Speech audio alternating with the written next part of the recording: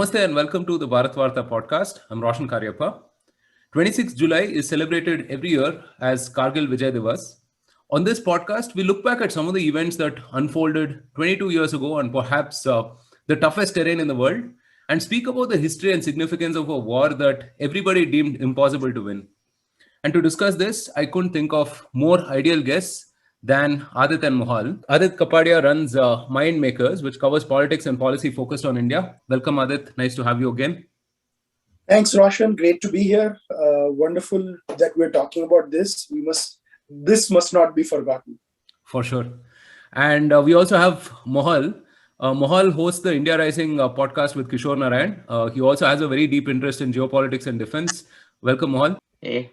So before we begin, we did a fantastic podcast on the 1971 Liberation War with both Adit and Mohal. If you haven't checked it out earlier, then do check it out. It's absolutely amazing, riveting, really.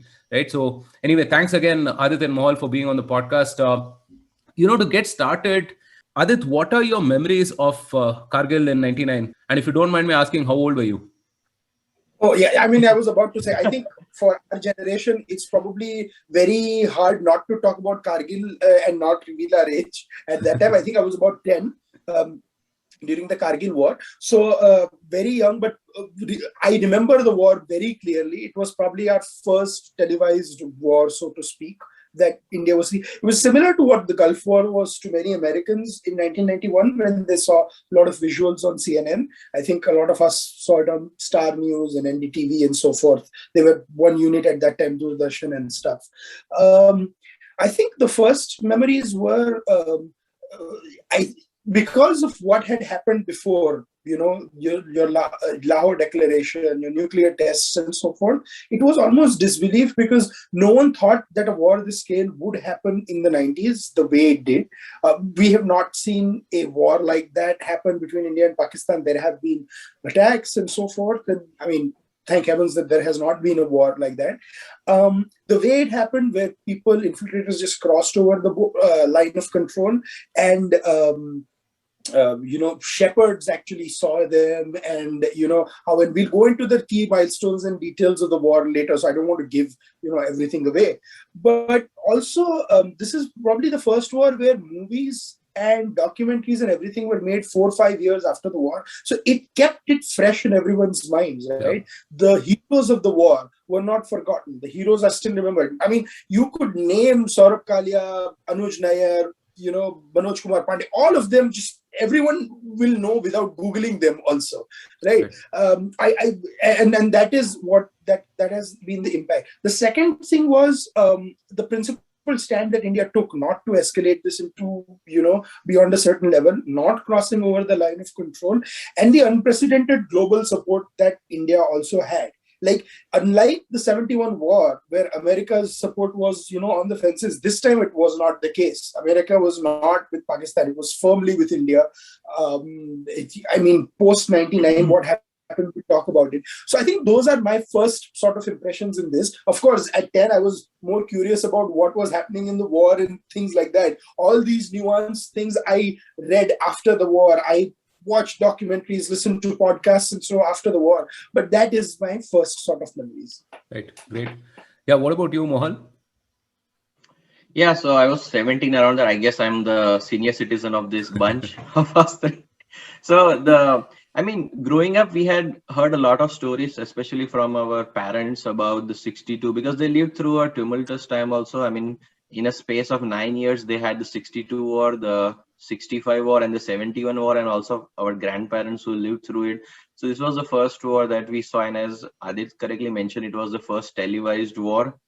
So that were like the main memories. Some of the iconic images of capturing Tiger Hill or the laser bombing by Mirage 2000 of the Tiger Hill, were some of the iconic memories from that war. Yeah, so I was in the middle. So I was 12 that time, almost 13 in 99, and I think very similar memories as well. I remember watching Barkadat, a very young Barkadat, reporting from Kargil, right? So I remember that one scene where I think a mortar or something went off in the background and she jerked like that, right? So it's still so fresh in my. Her and Vishnu Shoma.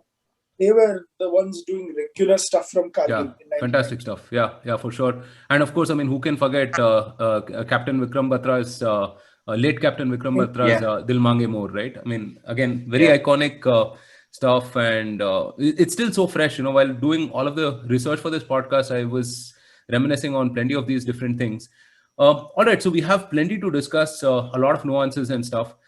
So Adit, let me begin with you. You know, what were the circumstances leading up to the war? You know, if you could take us through a little bit of those events leading to the, you know, ultimate escalation. Yeah, so I think the circumstances to the war were like, I mean, the basic ones are known to everyone. You had the Indian government actually like basically doing an outreach to like taking the bus to Lahore in 1998, and the relations had gotten better and stuff. But then there was also, and I view this in parallel, right? Because there is no point in viewing this what happened first, what happened after. Pokhran was happening, it was simmering, right? India tested its nuclear capabilities. America imposed sanctions on India, but India said that Pakistan is ready, and Pakistan literally within a week or 10 days tested its own nuclear missiles. So 2 weeks, yeah. And then clearly, so that was the thing. So all that was leading to the thing, leading to that. There was a clear disconnect in Pakistan within the top military establishment and the civilian establishment, Nawaz Sharif. But I don't buy the theories that Nawaz Sharif has spouted. I think he must have had a vague idea, or at least that this was being planned. He claims that he had no clue and Musharraf just went and did Kargil. But I don't think that is the case. I do, however, might concede the thing that Musharraf might have not been, Nawaz Sharif might have not been that powerful as he was when he won the election and so forth. On the other side, India was facing a very tumultuous time politically because Vajpayee's government, the 13-month government, which initially had the support of Jayalalitha and others, was under sort of thing, and we under threat, and we were in the caretaker government sort of mode. And at that time, Kargil happens, where initially the Indian Petroleum Party is sent, and the craziest thing about Kargil was, I don't think India knew what it was dealing with for the longest time. Were we dealing with a few intruders? Were we dealing with, jihadis that come, or mujahids, the term that was used, that come across the border? Or were we dealing with a full-scale operation where the Pakistani army was involved as well? And as we found out, there were parts of the Pakistani army that were involved. And that's what made it worse, how we approached the war. So that was the lead up to the war, with all these sort of jigsaw puzzle, severe instability, India almost staring down an election, and then with a caretaker government in place, the Kargil war happens. Right. Yeah, it was quite a contrast, actually. It was a study in contrast, because February you have, Vajpayee taking that bus to Lahore, right? I mean, such iconic images, again, it's so fresh in our memory. And then, literally in May, was it, right? May, I think, right? May, we hear of these... May 3rd. So we hear of these skirmishes, and for a quite a long time, I mean, we had no idea whether it was, as Adit said, Mujahideen or like a full-fledged war as such, right? So, yeah, Mohal, anything to add to that? Yeah, so I'll add like one small piece on there, and whether Nawaz Sharif knew, I'll come to that part later on. So this was also in the shadow of the nuclear test. So there was tremendous international pressure on India and Pakistan to talk bilaterally. So I think that contributed to the atmosphere where I believe Nawaz Sharif, maybe when he met Vajpayee on the sidelines of the UN summit in September 98,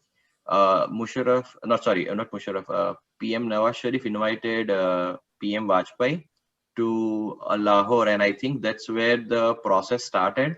I mean, they took it further, and it was more or less finalized that in February 99 the visit will be held in Pakistan.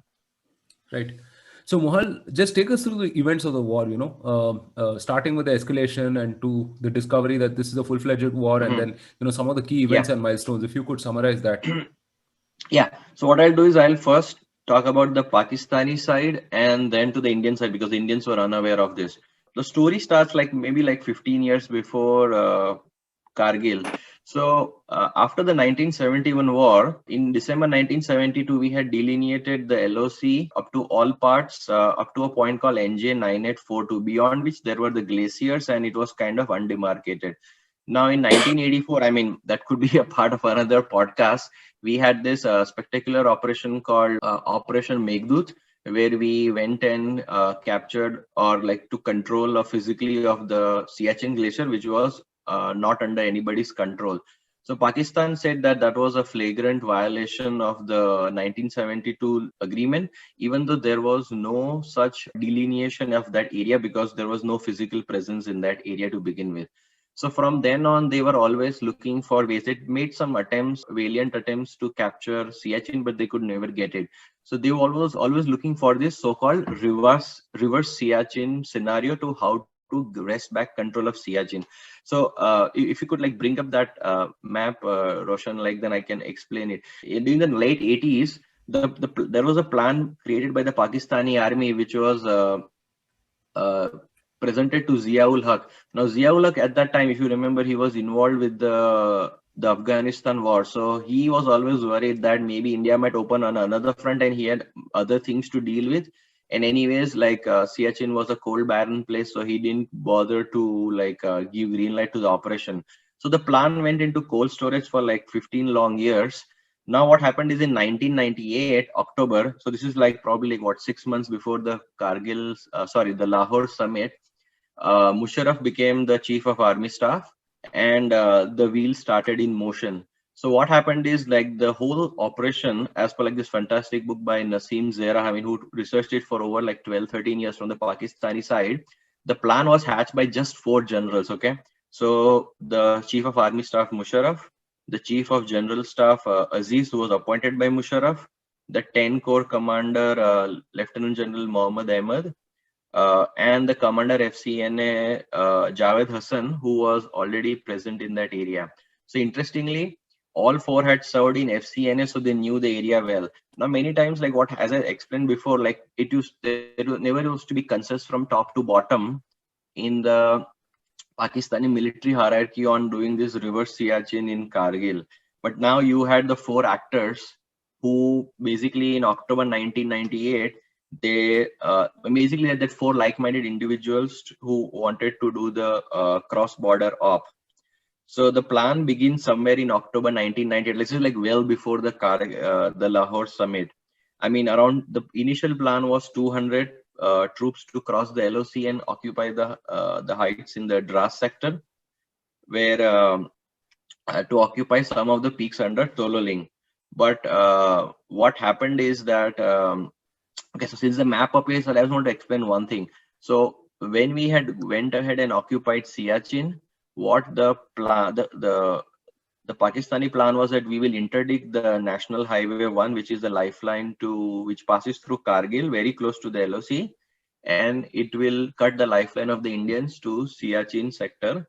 So, I mean, Indians will not be able to do much about the troops entrenched on the peaks, and they will sue for peace. I mean, there were like the nuclear factor was there, that the international committee will come running and intervene, and yeah, it will end in a stalemate, and we will force India to vacate the heights of Siachen. And they never expected the Indian response to be so severe, which was like kind of a faulty thing, and it was flagged by many people. But I mean, these 4 just overruled. Now the plan was so secret that they didn't tell the Pakistani Navy chief, the Pakistani Army chief, they didn't tell the ISI headquarters, they didn't tell the DGMO till January, so Director General of Military Operations, and they didn't even tell the the Director General of Military Intelligence. So it was like completely everybody was in the blind, just like the Indians, until like much later in the war. So what happens is in around like 16th of January, once the troops started crossing somewhere in like the end of 98.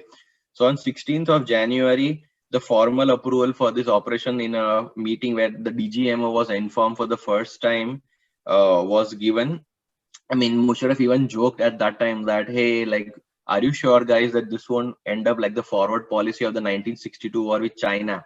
And interestingly, the other folks said, oh, like Javed Hassan, like the the forces commander northern areas, which is basically opposite Kargil, said, "Oh, you have my neck on the line. I mean, I will sacrifice my neck in case this goes bad." And the other two generals also joined in. So basically, from top to bottom, as I said, like the corps commander, the local commander, the chief of general staff, whom Musharraf appointed, and Musharraf, they all were in the line. Now, on the part of whether PM Nawaz Sharif, I mean, nobody informed him because they knew that getting an approval for such an operation, especially when the PM Nawaz Sharif was inviting Vajpayee to come to Lahore, was going to be next to impossible. So, I mean, Musharraf later in his memoirs claimed that, oh, we told PM about it, but it was kind of very vague. So on 29th Jan, a month before the Lahore summit, as part of his routine schedule, Nawaz Sharif visits the forward areas opposite Kargil. So at that time, I mean, he says that, oh, we are going to build some posts. We're going to go across the LOC to secure some posts because, you know, Indians, we want to give a fillip to the terrorist activities. I mean, the Mujahideen activities in Kashmir. So they gave him very vague response. They didn't tell, like, actual Pakistani troops had already crossed over and they were capturing all the peaks in Kargil. So in a way, they told him what they were doing, but it was so vague that nobody could have even known about the sequence of events. So this is the build up to the Lahore summit, where the wheels were already in motion. And as I said, a lot of even the Pakistani military and even the ISI had no clue what was happening on the Pakistani side. And then we come to the Lahore summit in February 99. Right. So, Aditya, yeah, I'm sure you want to add. No, yeah. So that's what I was initially saying, right? That although the Pokhran tests happened in May 98 and the Lahore summit happened in February 99, it is the Lahore summit was very much with the civilian government, and everything else that was happening around was military. And either the civilian government in Pakistan had no power, or they had no clue what military was doing. What version you believe, I leave it up to the viewers and the readers. There are 21 years later, a lot of things have happened. The funniest thing what has happened in Pakistan is there was a period last year or years before where both of them were in exile, or at least one of them, Musharraf or Nawaz Sharif, given in one period of time, was always in exile. So yeah, I mean, it is unbelievable what has happened. But one thing is for sure, that we cannot deny is that even though India earlier, were not the operations were not smooth sailing. I think there was a different India that we saw in July compared to the India we saw in June. Right, in the few weeks that led up to the Tiger Hill and so forth, it was like a cumulative sort of effort. And I think what we want to explore when we go into the detail by detail is what was the turning point, right? And I think to label one event as a turning point itself is a wrong thing. I think there were 3 or 4 turning points that happened that just boosted the morale of the forces and so forth. But we'll discuss it more. Right. So I think you've set up the scene, right? I mean, there were these things happening, infiltration. How did the situation escalate from there? Adit, maybe you want to take us through the first, a proper full frontal war situation that happened, like heavy shelling and so on and so forth. So I think the first thing, like I said, was probably it was like I think May the 3rd or so forth, when there was a Pakistani intrusion that was reported by the Shepherds. And then the key was, in that first week of May, Indian Army patrols were sent out, and there were soldiers that were captured and killed subsequently, and multiple patrols were sent out and they were missing. And then the shelling starts in a week of these being reported. And as you know, in summer and winter, there is a sort of it was an unwritten rule between the troops and Indian troops and the Pakistani troops about when they would recede and when they would come back to certain posts. And then there were, I think, within a week itself, there were multiple infiltrations that happened. I think what was interesting was India then mobilized military forces, mobilized regiments from across the country to the Kargil, Dras, Mushko Valley sectors and so forth.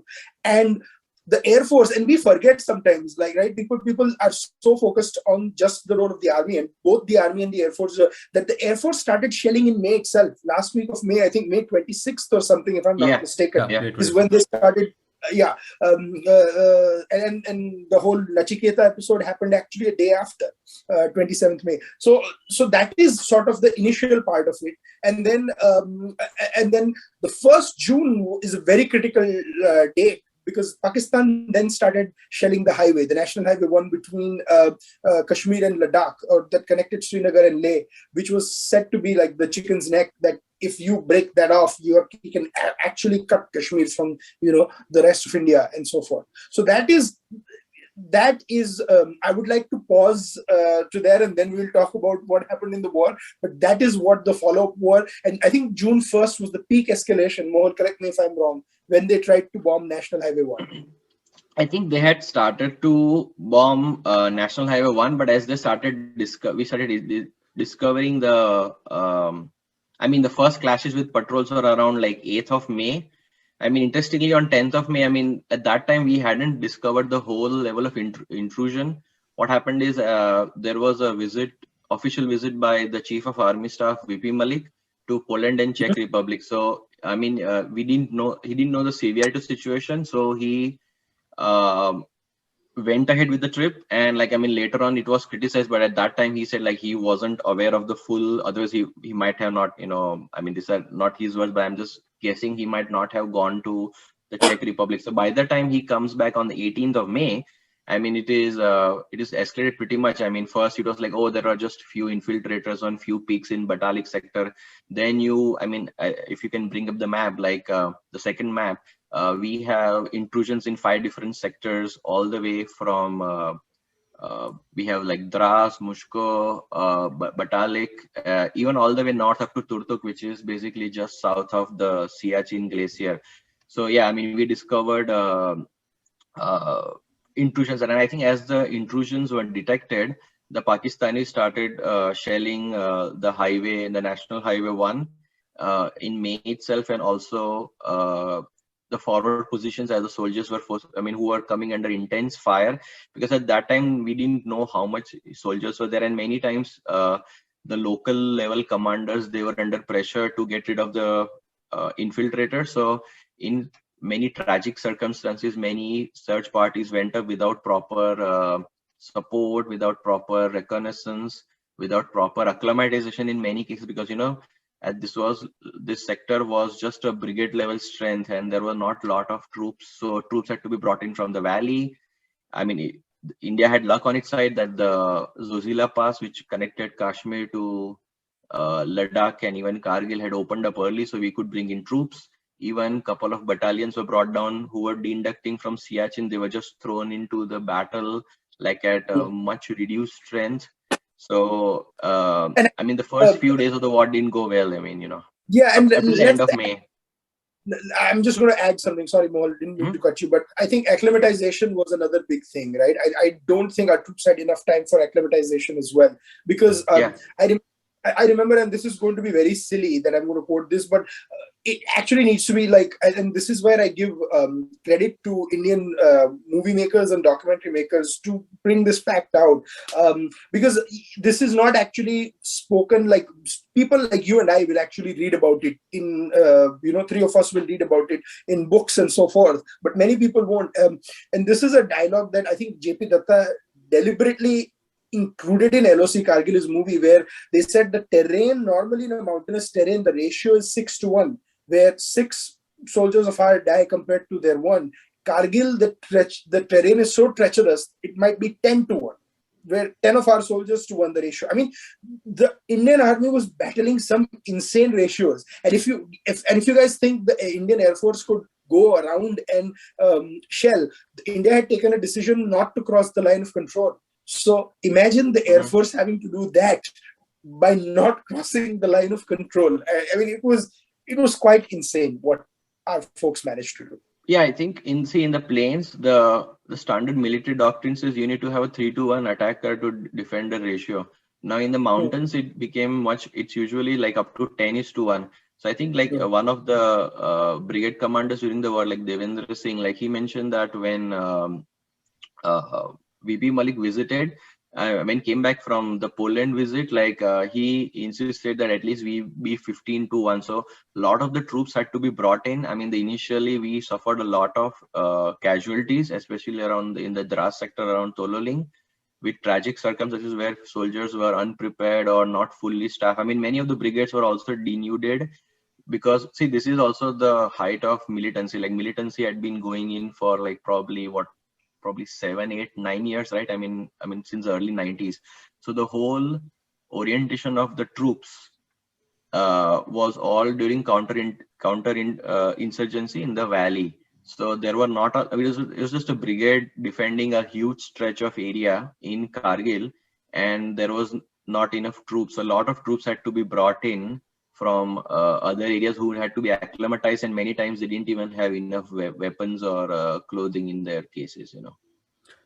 Yeah, I mean, it's crazy, right? I think altitude of something like 18,000 feet or something, Yeah, right? yeah. And where frostbite is the least of your troubles, right? I mean, yeah. So, Indian Air Force was referenced more than a couple of times. Do you guys want to talk about, Operation Safed Sagar? Yeah, so initially, when the intrusion was detected, I think slowly as they realized the severity, I think when General Malik was in Poland, he asked the vice chief to request assistance from the Indian Air Force. Now, this is where it gets a little bit contentious between the Indian Air Force and the Indian Army. So, the Air Chief of Staff, like A.Y. Tipnis, at that time said that he wanted a approval from the Cabinet Committee of Security because he, in his opinion, this could have an escalatory thing because this was like just a very limited conflict and even they didn't have all the information. So initially around the 17th of May, when they asked for the Indian Army asked that, okay, can you have like fixed helicopters, like attack helicopters, give assistance to the Indian Army men on the ground. And A.Y. Tipnis also said like the fixed wing air, the helicopters would not perform very well in those high altitudes. We rather have fixed wing aircraft, but also we want to get an approval from the CCS, the Cabinet Committee of Security. So there is this bit of back and forth, I think, which even VP Malik and even A.Y. Tipnis have mentioned since the war. So there is this friction between the two services, which gets resolved by the 24th May, because I think that's the nadir of the war, because that's the time when we realized that, okay, there was a huge intrusion, a battalion level strength of 600, 700 has probably crossed over in like 5 locations in around 140 posts, if I remember correctly.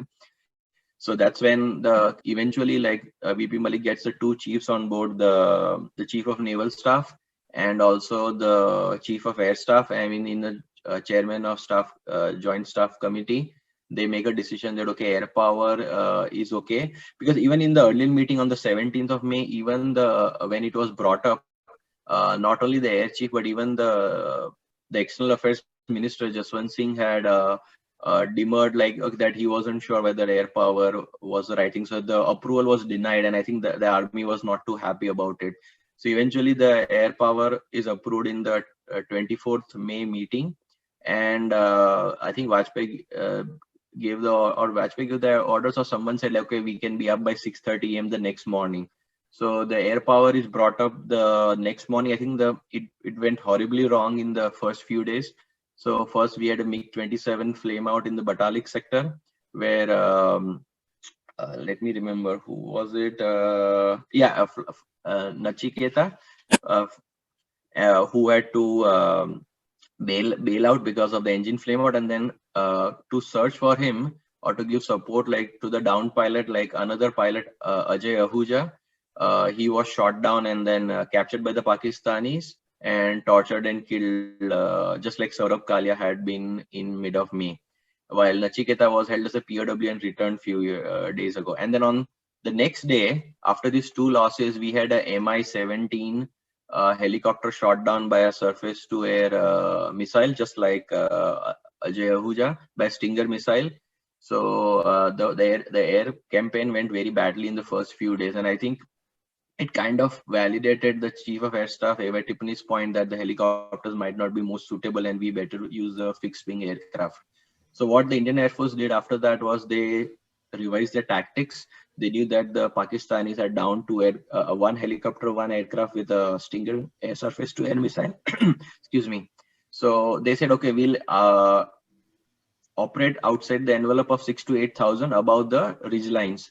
Now this brought a interesting challenge because the air in Kargil, like I mean, it's pretty thin. The aerodynamics work differently. There could be huge crosswind. So if you had to use non-precision guided munitions, you had to dump the bombs from pretty high. So they had to change the tactics where the bombs you could release them as like you were in the bombing the planes and they could miss by a large amount, and they have to make sure that you don't accidentally hit the Indian troops them. So they had to change the tactics and they had to come up with new solutions on how to drop munitions on the peaks to displace the intruders.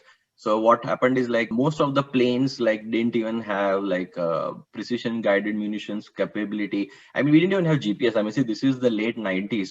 So actually the Indian Air Force procured a handheld GPS from the open market. Like this is like typical Indian jugaad. And they attached it to the plane. Some of the pilots attached it to their body because they needed like precision GPS coordinates. And I mean, this is like typical like Indian stuff. We don't have it, so we just procure from the open market and we make use of it. And also this is, I think, the war where the Mirage 2000 shown very well. So the Mirage 2000 had an interesting capability called CCRP, or called computer control release point.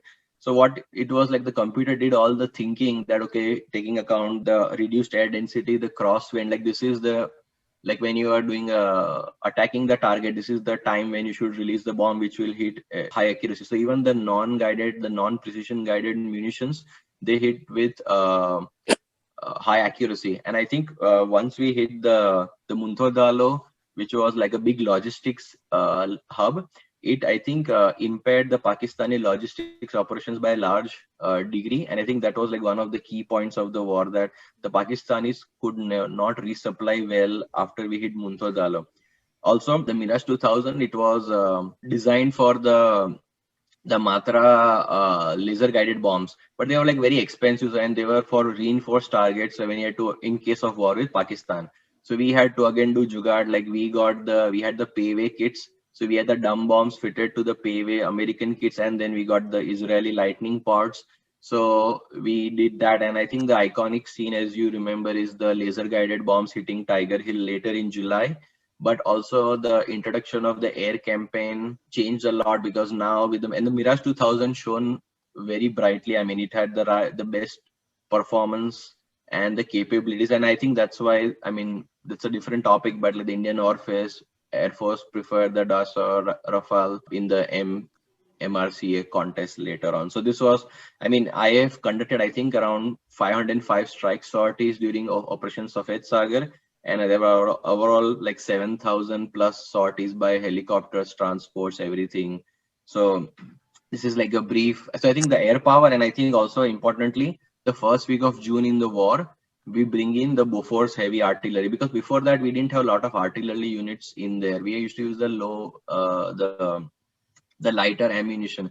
So the Air Force in June, so after this end of May, when situation looks very bleak, we are not making any progress, none of the peaks have been captured, we enter June, where we starting to improvise in terms of the initial losses of the IAF, and we bring in the Bofors in the first week of June, and we keep pounding these guys heavily. I think during the whole course of the war, India threw on those heights 250,000 ammunition, shells, bombs, and mortars. So it was like an insane amount of, and at one point, like we were hitting, like we were throwing like 5,000 artillery rounds every day, which, and up to like 17, up to 1 a minute, you know, in certain situations. So we had like around over 100 Bofors guns, and we were just constantly pounding them like hell. And I think that brought together the first success, which was the fall of the Tololing complex in middle of June. I think that's where sort of the war changed. So like the introduction of air power, the artillery. I mean, the other main thing was like in the one last thing, sorry, Adit, was that initially, like, what the local commanders under pressure, they said, like, just go up, and we didn't think about the strategy much. But I think later on there was a close coordination of the artillery, the soldiers, and I think they had better strategies revised. There was more troops brought in, better acclimatization, better weapons. So that I think all of that brought a much change in the fortunes of the Indian armed forces by middle of June. Sorry, Adit, go ahead. Yeah. No. Whatever. Roshan, I think, was trying to say something, and then I'll jump in. No, so yeah, I was actually going to ask you a related question. So I think the first major victory I think we had was securing Tololing, right, in Dras. And then I think simultaneously two things started happening, right? I mean, so we started advancing towards Tiger Hill, and then there's that whole battle that happens to recapture Tiger Hill, and also Pakistani forces begin retreating, right? So yeah, I mean, I was going to ask about that, right? The lead up to Tiger Hill, and then the epic battle that ensued. No, so I think Tololing was there, but we forget the two crucial sectors that Indian Army captured in Batalik also, which was before Tololing, right? So I think this happened almost in simultaneously a few days. And then, right, I don't know, I forget the timeline, it was a few days before or after Tololing. I think Indian Army intercepted the calls between Musharraf and Aziz Khan as well. That was late May. No, but I think they were released in June, if I'm not mistaken. And then they were released to either the US or Pakistan or something, confirming the Pakistani involvement. And that's when Bill Clinton stepped in as well in June, in late June. So it was that 2 weeks were insane, where Indian Army actually made advances. And so we actually strategically, diplomatically, and on a sort of military standpoint, we were making gains. And then I think a few Pakistani troops were retreating. The terrorists that they had with them still remained there. And then the Indian Army took over and so forth. But Tololing and all that was that. And let's not forget, the Tololing actually came at a very, very high cost, because I think it was to Rajputana Rifles or something who captured Tololing for us. And they suffered heavy losses because the terrain was so treacherous. So it was on the sacrifices of many, many soldiers. I think Major Padmapani Acharya, and I forget all the Vijay and Thapar. I mean, there were so many bravehearts on whose shoulders the win of Tololing would rest. Yeah. So whenever Tololing comes up, I find myself always talking about these people, because we always talk about the survivors, we always talk about the victors, but the first big turning point was because these, like, pretty much all the top leadership, like, of the fighting, and they were so young. I mean, if you look at the age of these officers, most of them were probably even younger than how we are. You know, we would appear, three of us, if we would appear as Buddhas right now if we compare to them. Yeah, you're right. I mean, I think Captain Saurabh Kalia was 23. I think Captain Batra was probably 24, right? Yeah. 25 or 24. And uski movie aa rahi hai 2 hafte mein. I don't care what you think about the movie. It might suck, it might be, but any movie that's on the Indian Army, go out and support it, guys. Absolutely. Like, really. I mean, absolutely. Yeah. Ek baar dekh to lo at least. Because every time a new movie comes out, 10,000 other people get knowledge of what was not known to them 5 years ago. No, and I think there are a fair few documentaries as well, a few by the army itself that they've put out, which does a very good job, right? I mean, I think I was watching one on, I think it was Major Sonam Wangchuk Regiment, right? Detecting the first movement of infiltrators and so on. Again, riveting stuff, like really, really amazing. So Mohal, in June, again, the war starts gaining pace, right? And we start advancing towards Tiger Hill. So take us through the battle to recapture Tiger Hill. What went on there? Yeah, so before that, I mean, I'll just read a few dates. So Tololing on 17 June was the first major feature to be recaptured. Then we had in the Dras sector, where Tololing was 0.5140 on 20th of June. Then the first major success in the Batalik sector, I mean, the major feature to be captured, now I wouldn't call it success because there were some successes, was 0.5203. In 21st June, 29 June, we had 3 pimples. we had the Jubar complex on 2nd July, and culminating in like the Tiger Hill, which is like the one of the most well-known features on 4th of July.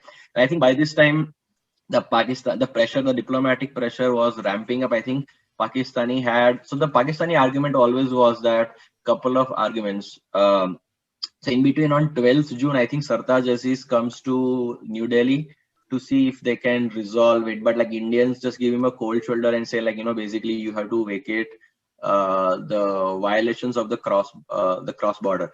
So what the Pakistani angle, from what I read was they always say like, okay, this is they were asking for outside help, like especially the United States. Like, can you help us resolve the Kashmir issue and ask the Indians to withdraw? I mean, and everybody knew that the Pakistanis had crossed the delineated LOC. I mean, see, this is not like the LAC with China. Like we had delineated it and we had agreed to the border in 1972. So their protestations fell on deaf ears in almost all the Western capitals. I mean, they were saying, okay, the interesting thing was, we used to, India and Pakistan, they capture like 1 or 2 posts on either side of the LOC from time to time. But the severity of the ingress meant, like, I mean, in some areas they had come all the way up to 10 kilometers. So they used to say, it's not properly delineated, but like we could say, like, even if it was delineated with a pen on a map, I mean, there could be few hundred meters or maybe a kilometer here and there. That's okay. But the intrusion in 5 sectors, the mission creep that they had done, like from 1 to 5 sectors and up to 10 kilometers, so they had no locus standi to argue that. So the argument was bogus, that that LOC is not delineated, and this is, can you help us resolve the larger Kashmir issue? Because they were always insistent upon help us resolve the Kashmir issue. So nobody even gave them. And when Sartaj Aziz came to New Delhi, and I think nothing happened. I mean, in India had probably convinced all the Western capitals. I mean, interestingly, by the end of June, I mean, as I said, all this 5 or 6 features had dropped. So I think at that time, the realization was in Pakistan that this was not, the war was not going well. I mean, they had, Musharraf was caught in the PM Nawaz Sharif was caught in a bind. I mean, interestingly, so when the war starts, I mean, nobody in the Pakistani side knows. So on 17th May, they have this cabinet meeting where Nawaz Sharif is shown a map, just like you had shown, but there was no LOC demarcated on it. So Musharraf said that, we sent some troops, some Mujahideen have crossed across. I mean, we want to give a fillip to the dying Kashmiri insurgency, and Indians are under pressure, and we'll cut off the NH1, and and then importantly, the Chief of General Staff says that he starts flattering Nawaz Sharif. So first of all, Nawaz Sharif doesn't know that they've crossed the LOC because there's no LOC demarcated on it. So he says, "Oh, PM, your name will be written in golden letters in the history of Pakistan, and you will be called Fateh Kashmir, basically the liberator of Kashmir." So flatteries in abundance in the meeting on 17th May. The only person who objects is Sartaj Aziz, because he was working on the Lahore summit. So he says okay, isn't this contrary to the spirit of the Lahore summit? I mean, he protests, he's one of the 2 people who protest. So Nawaz Sharif says, no. I mean, he thinks that, okay, we are going to, Musharraf had convinced him that he's going to liberate Kashmir. So he says, Sartaj Saab, ये कागजों से कहाँ कोई Kashmir किसी ने, basically it was resolved on all this paperwork. We never resolved Kashmir. So he also is going with the flow that, that we are going to liberate Kashmir. Now, interestingly, after that meeting, the defense secretary, I mean, in Pakistan, most of the civilians have some military background. So he says, PM Saab, आपको पता है कि they crossed the LOC? So then the next day, they organize another meeting where Musharraf is called and they say, okay, we have crossed the LOC. But I think by that time, the PM Nawaz Sharif is delivered a fait accompli, right? I mean, he cannot, he has to back the army with no choice. And even in the early days of the war, all this tololing, everything keeps falling. But Musharraf says, no, there was we had to pull back minor here and there, but we are still in control. So, but his defense secretary tells him no, the war is not going well. So he is getting conflicting information. On one hand, the army is not willing to admit they're doing not well. Sartaj Aziz reports on the diplomatic side.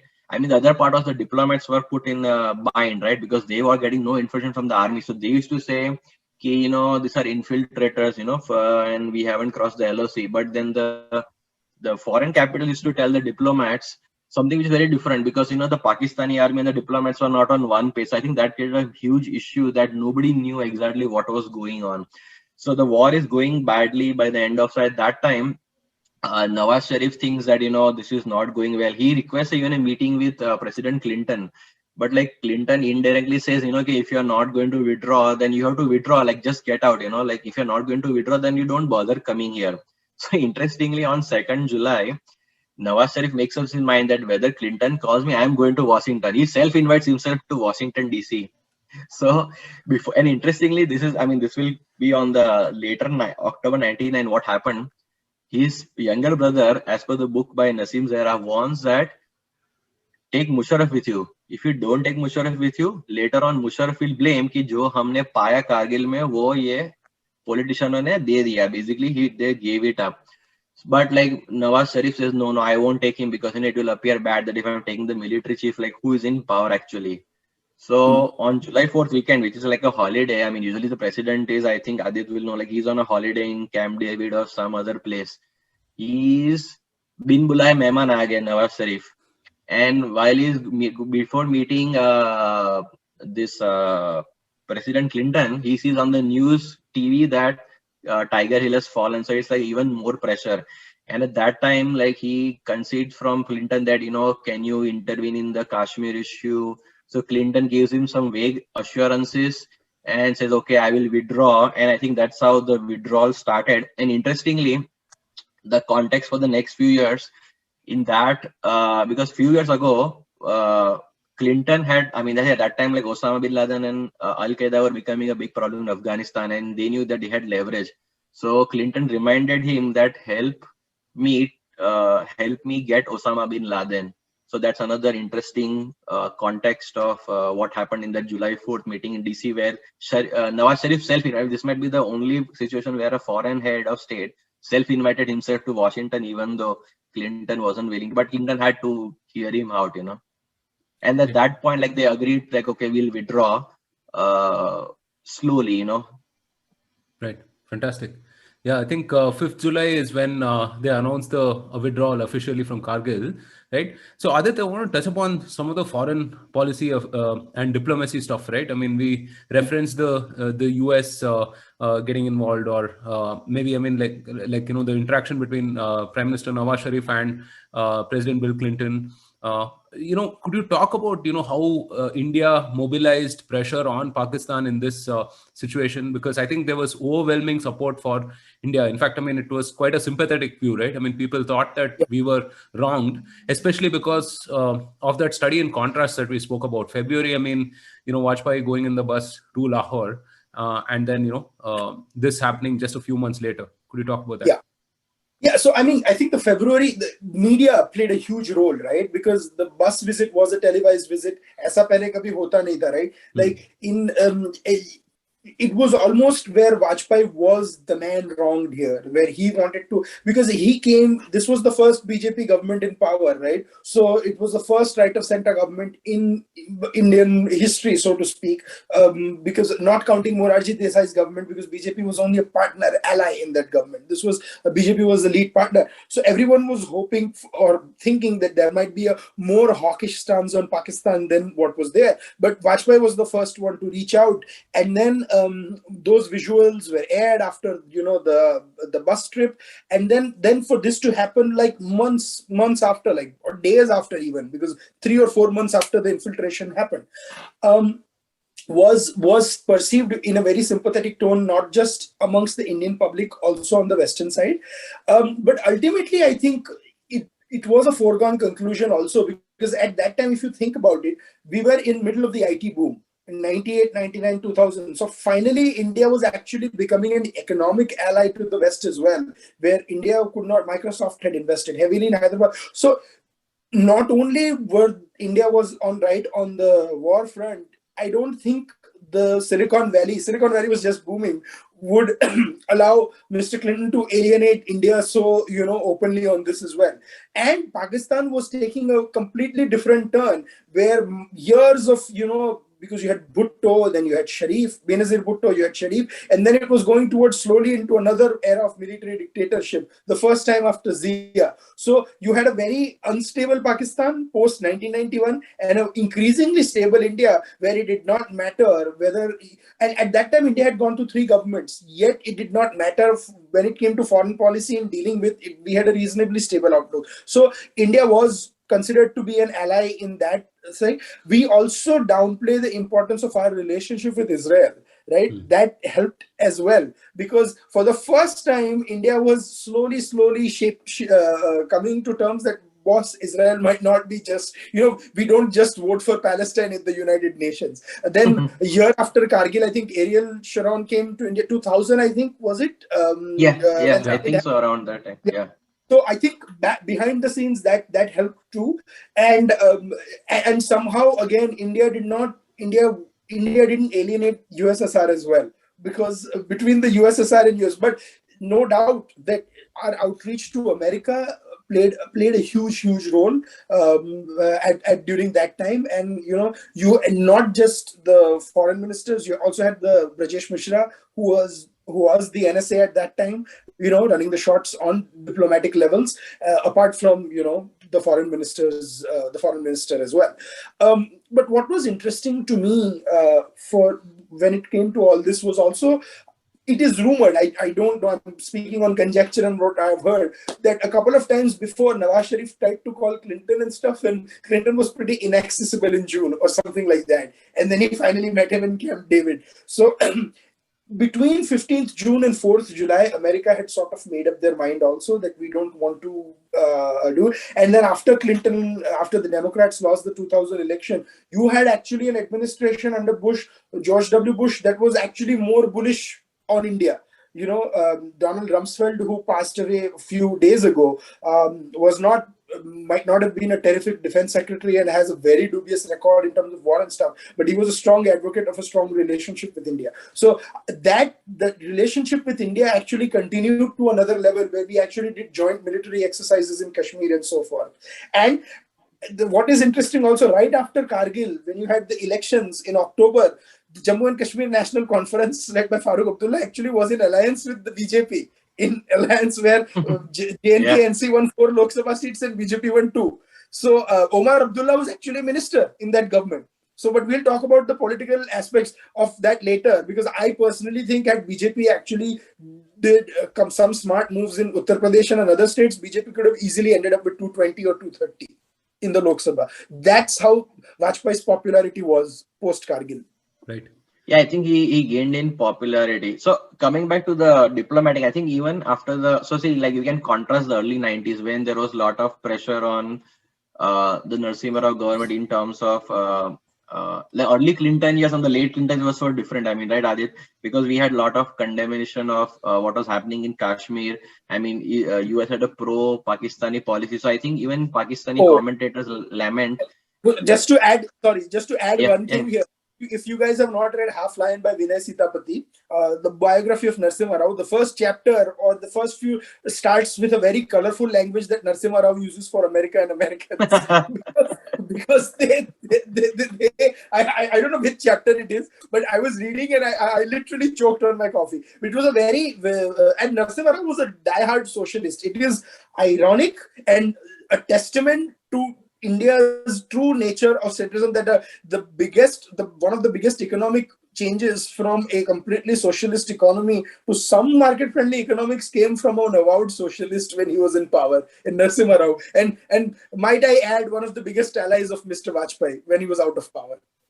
Yeah, again, I mean, talking of contrasts, that was a huge contrast as well, right? And LK Advani again supporting the liberalization as well. So yeah. I mean, except for the blip of Deve Gowda and Gujral years, where that 1 year of Gujral was an absolute disaster when he was the prime minister for our intelligence community and so forth. Yeah. Deve Gowda not so much, and the great Mulayam Singh Yadav as defense minister. If you from 91 to 2004, there was sort of stability in terms of what the prime ministers thought.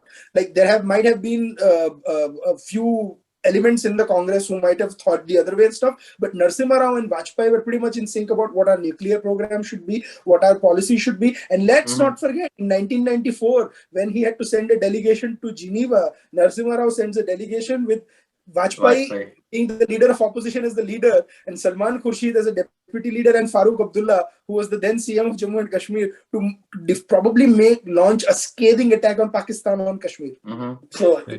So that was a... Sorry, I had to mention this when you talk about foreign... No, that was a fascinating detour. So just to close the loop on this, right? So I think 14th of July is when we declare the war a success, right? Operation Vijay a success,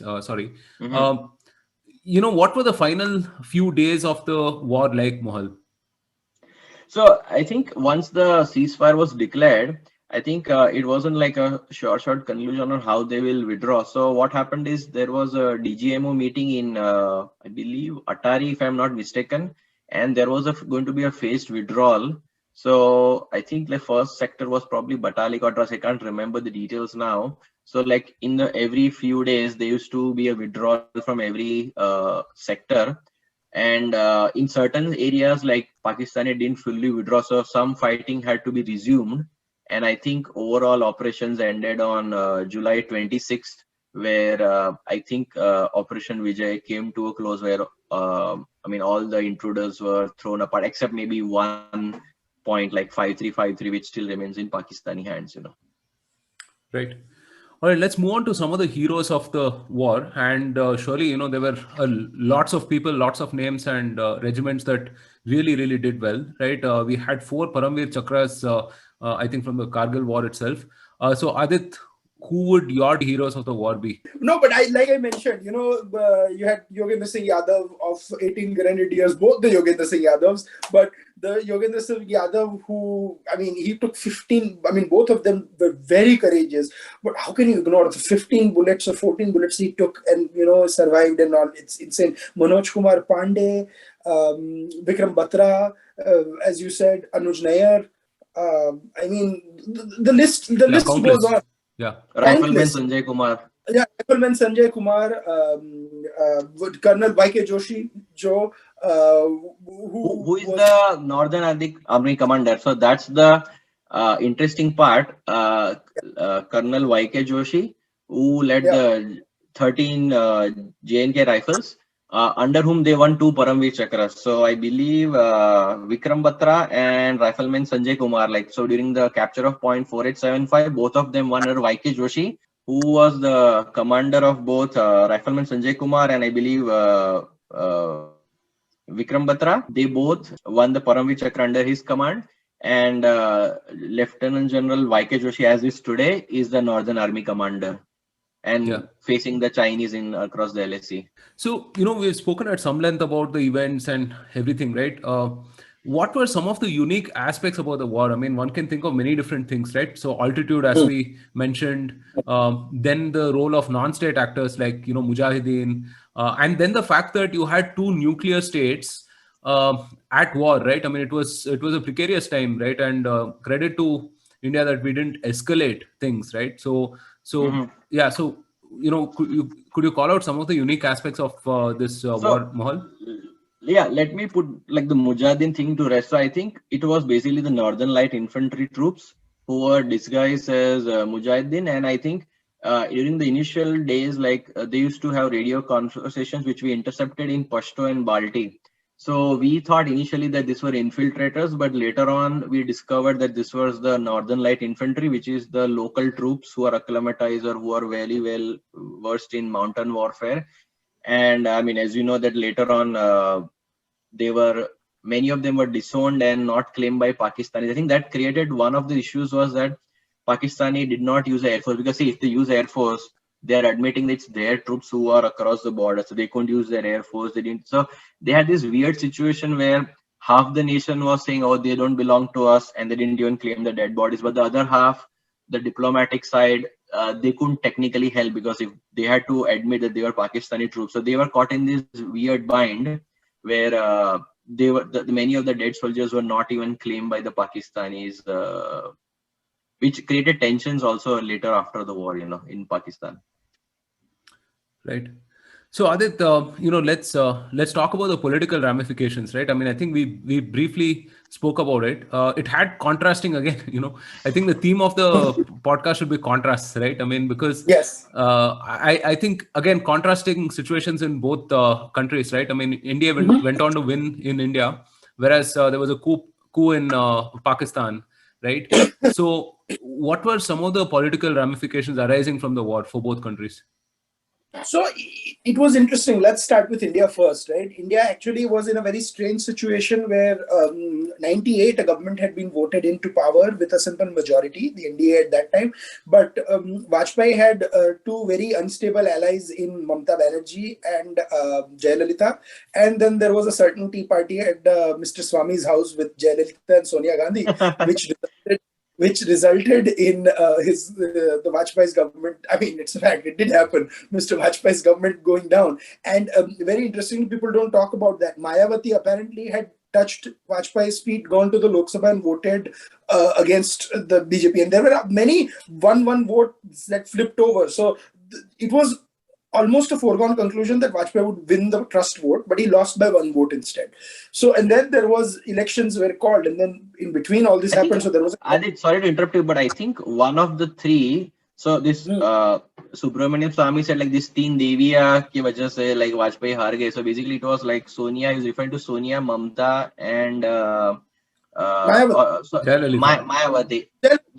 Sonia, Mamata, and Jayalalitha. But Mayawati had abstained, right? I think that's why Prime Minister lost the vote by 1. I think one major player. No, there were a bunch of reasons. Mayawati, not only that, there was Giridhar Gamang, who was the Chief Minister of Orissa and also an MP, voted as an MP. And then there was, I think, Saifuddin Soz, who flipped as well. So there were a few non-party actors that acted the way they did. But ultimately he lost. And then the Kargil war happened and so forth. And Vajpayee's personal popularity was still at the peak, right? And so when elections happened in October, at that time Vajpayee had formed alliances with firm alliances with Naveen Patnaik. Well, Naveen was already there, but Chandrababu Naidu in Andhra Pradesh and so forth. And because Kalyan Singh was a little angry, the BJP's tally in UP went down from 58 to 29.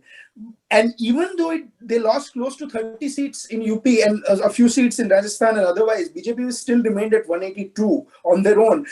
My suspicion is, had they done some of their management in UP and others correctly, they could have crossed 220 easily from a few states. Such was Mr. Vajpayee's popularity. And then even at 182, that was a more stable government than at 182 13 months ago, because just because of the post-Kargil hangover effect and so forth, that and let's not forget, the very important change happened as well. DMK, who refused to go with the BJP before, were in alliance with them in the 1999 elections, and that resulted in BJP winning the most amount of Lok Sabha seats in Tamil Nadu than it has ever won. So, which is why the Kargil war, I think, certified Mr. Vajpayee's place as the topmost leader in India at that time, and sort of put Sonia Gandhi there. But I mean, obviously in 2004 they came back and stuff, but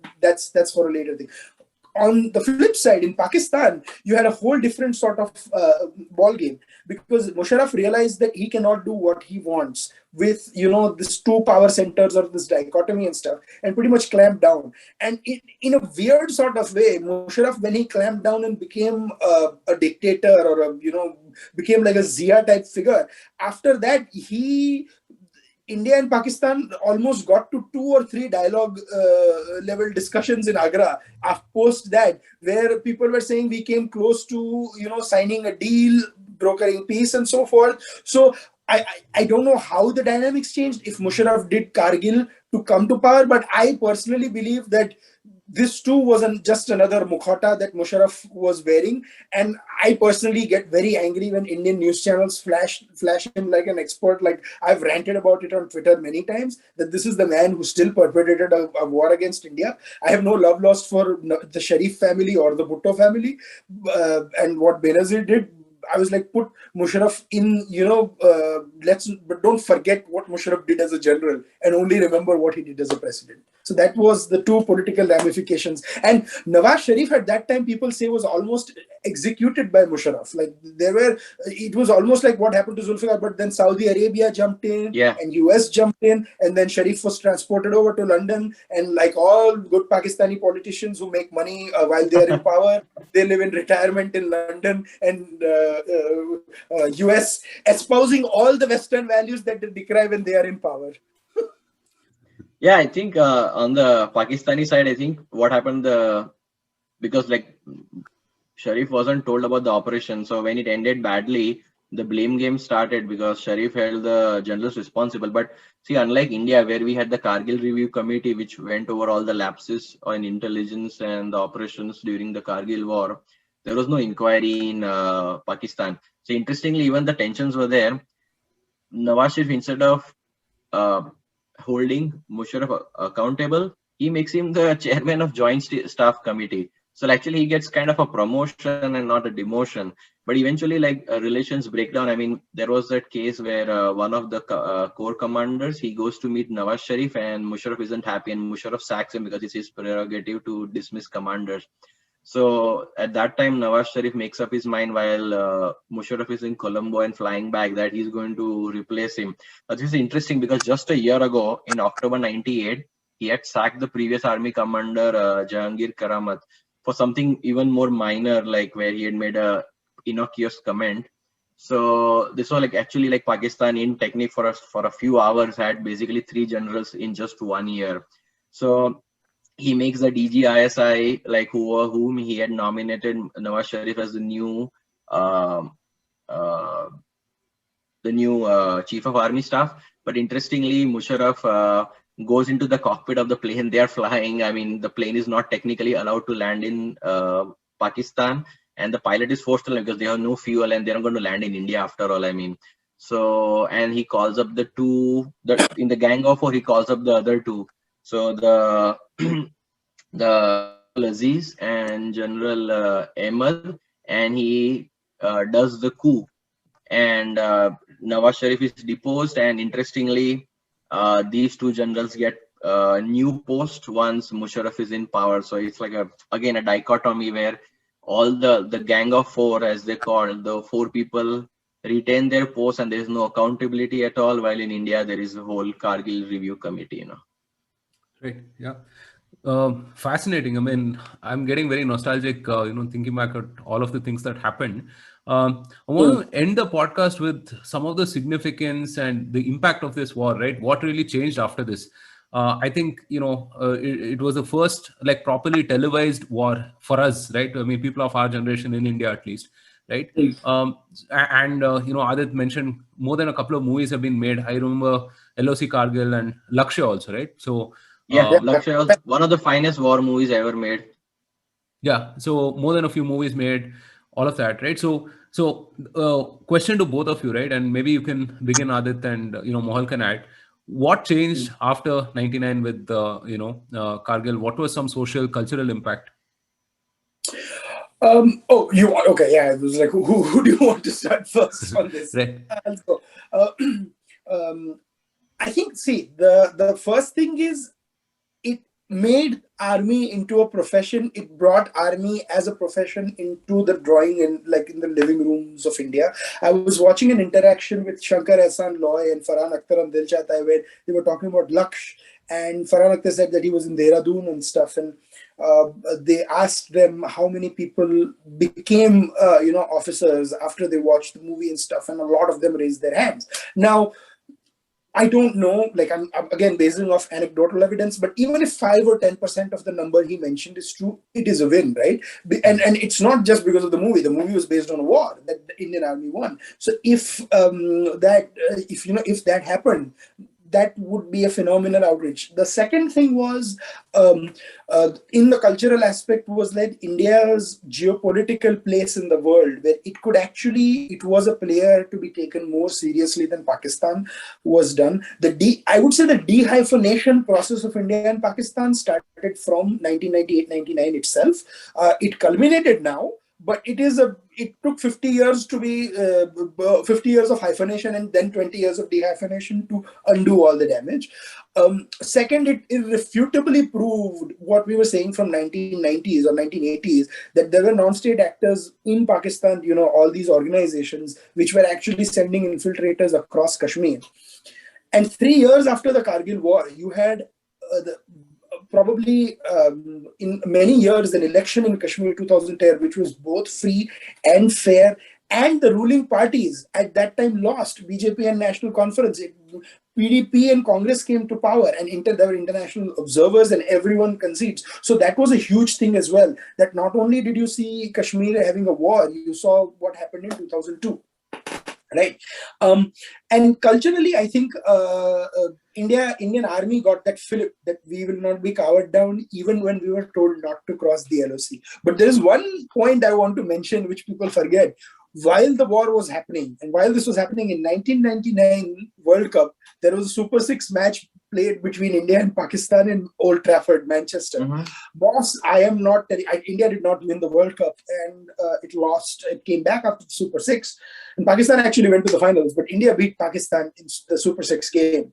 I have not seen a more charged atmosphere for an India-Pakistan match there. And only a few months before, Pakistan had actually come to India, and Sachin had that innings in Chennai, and Kumble took 10 wickets in Delhi. And it was all, we are all brothers, and it was a fun and game. This was on a post the halo of the 1999 bus visit, or maybe pre that. I mixed up the timings. But around the same time.